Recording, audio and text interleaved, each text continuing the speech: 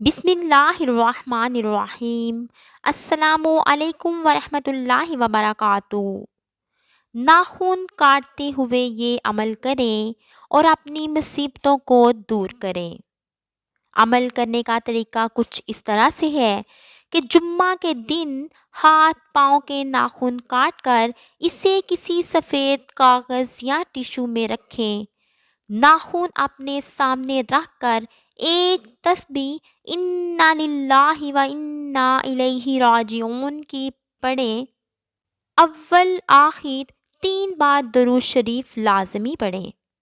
پڑھتے ہوئے اپنی مصیبتوں، روحانی مسائل، تکلیفوں، عیبوں، تنہائی کے گناہوں اور اپنی دیگر بیماریوں کو تصور کریں کہ جیسے کوئی مر جائے تو اس کے لیے انا للہ و انا الیہ راجعون پڑھتے ہیں۔